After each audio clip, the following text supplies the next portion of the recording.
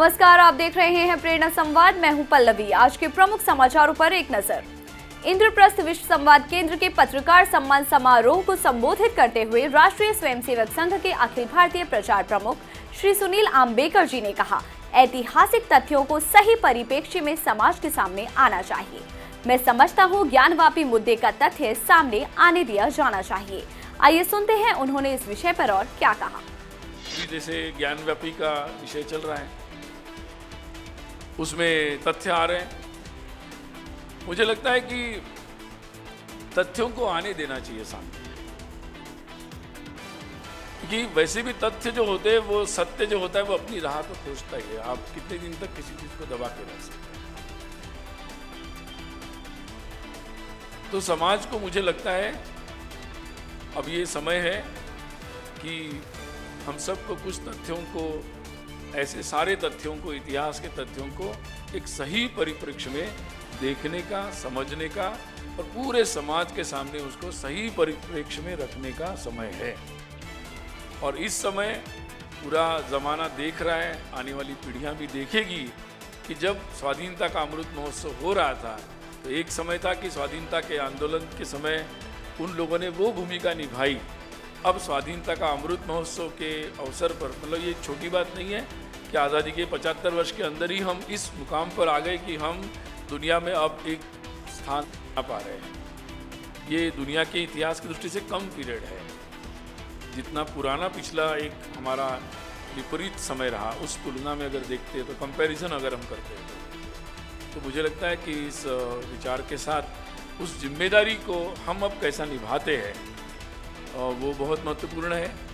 ज्ञानवापी मस्जिद की पिछली दीवार पर शेषनाग व देवी देवताओं की कलाकृति, पूर्व कमिश्नर ने कोर्ट को सौंपी रिपोर्ट। ज्ञानवापी स्थित श्रृंगार गौरी की नियमित पूजा अर्चना और अन्य विग्रहों के संरक्षण की मांग पर 6 व 7 मई को हुई कमीशन की कार्यवाही की रिपोर्ट 18 मई को तत्कालीन अधिवक्ता आयुक्त अजय कुमार मिश्रा ने सिविल जज सीनियर डिवीजन की अदालत में दाखिल कर दी है। रिपोर्ट के अनुसार ज्ञानवापी मस्जिद की पिछली दीवार पर शेषनाग और देवी देवताओं की कलाकृति की फोटो व वीडियोग्राफी हुई। इसमें दीवार के उत्तर से पश्चिम की ओर शिलापट्ट पर सिंदूरी रंग की उभरी हुई कलाकृति है। इसमें देव विग्रह के रूप में 4 मूर्तियों की आकृति दिखाई दे रही है। इस आंशिक रिपोर्ट को न्यायालय ने रिकॉर्ड में ले लिया है। वहीं अजय कुमार मिश्रा ने अपनी रिपोर्ट में 7 मई को हुई कमीशन की कार्यवाही में प्रतिवादी प्रदेश सरकार, जिला अधिकारी व पुलिस आयुक्त पर असहयोग का आरोप लगाया है। उन्होंने लिखा है कि 7 मई को 100 से ज्यादा मुस्लिम पक्ष बैरिकेड के दूसरी तरफ मौजूद थे। उनके इकट्ठा होने के बाद शासन व पुलिस ने आगे की कार्यवाही में सहयोग करने पर असमर्थता व्यक्त की। इस कारण कमीशन की कार्यवाही पूर्ण रूप से नहीं की जा सकी। इसके बाद अब यह सवाल उठता है कि आखिर 100 से ज्यादा मुस्लिम लोग वहां कैसे और किसकी शह पर पहुंचे।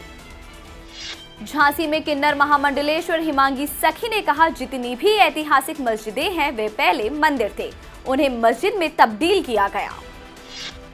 झांसी में एक कार्यक्रम को संबोधित करते हुए किन्नर महामंडलेश्वर हिमांगी सखी ने कहा कि देश में जितनी भी ऐतिहासिक मस्जिदें हैं वे पहले मंदिर थे, बाद में उनको मस्जिदों में तब्दील कर दिया गया। चाहे ज्ञानवापी मस्जिद हो या अन्य पुरानी मस्जिद, उनकी छानबीन होनी चाहिए, क्योंकि कहीं ना कहीं इन मस्जिदों के अंदर हिंदू संस्कृति छुपी हुई है या छुपाई गई है। इसीलिए जहां जहां पुरानी मस्जिदें हैं वहां आर्कियोलॉजिस्ट को भेजें और चेक करें कि मस्जिद की नींव में हमारी सनातन संस्कृति छुपाई तो नहीं गई है। देश के 112 आकांक्षात्मक जिलों में बलरामपुर पहले स्थान पर, शेष 10 में है यूपी के 5 जनपद। नीति आयोग द्वारा देश भर में चिन्हित आकांक्षात्मक 112 जिलों में विकास के मानकों पर उत्तर प्रदेश खरा उतरने में सबसे आगे है। Real time monitoring dashboard champion of change की रैंकिंग में बलरामपुर का पहला स्थान है। मुख्यमंत्री योगी आदित्यनाथ ने विकास कार्यों की सराहना करते हुए बताया कि शीर्ष 10 जिलों की सूची में 5 यूपी के हैं। उन्होंने विकास के संकेतकों में बीसी सखी, ग्राम सचिवालय और अमृत सरोवर को भी शामिल करने का निर्देश दिया है।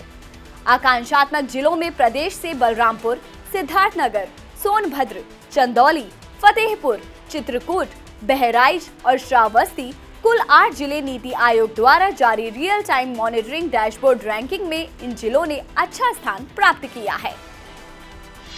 सपा नेता रुबीना खानम की उलेमाओं से अपील, अगर मंदिर तोड़कर ज्ञानवापी मस्जिद बनी तो हिंदुओं को सौंप दें।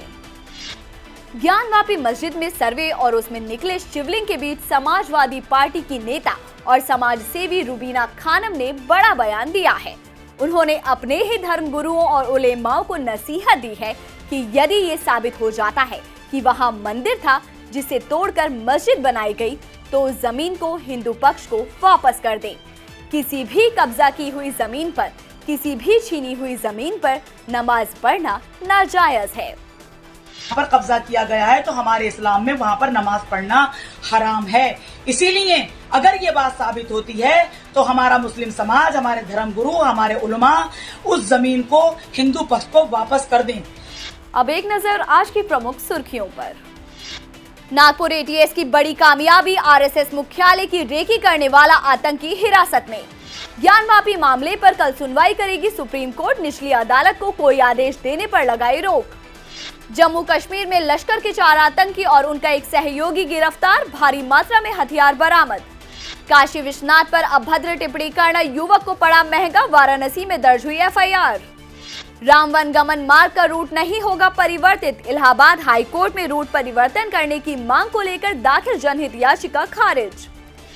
उत्तराखंड में आप पार्टी के मुख्यमंत्री का चेहरा रहे कर्नल अजय कोठियाल ने पार्टी की सदस्यता से दिया इस्तीफा। सपा अध्यक्ष अखिलेश यादव का बेतुका बयान, बोले पीपल के नीचे लाल झंडा लगाकर पत्थर रख दो, बन गया मंदिर। और हमारे धर्म में तो ये है, हिंदू धर्म में कहीं भी पत्थर रख दो, एक लाल झंडा रख दो, पीपल के पेड़ के नीचे मंदिर बन गया। अलगाववादी नेता यासीन मलिक दोषी करार, कबूली थी आतंकी गतिविधियों में शामिल होने की बात। आज के समाचारों में इतना ही, फिर लेकर आएंगे कुछ नए समाचार, तब तक के लिए नमस्कार।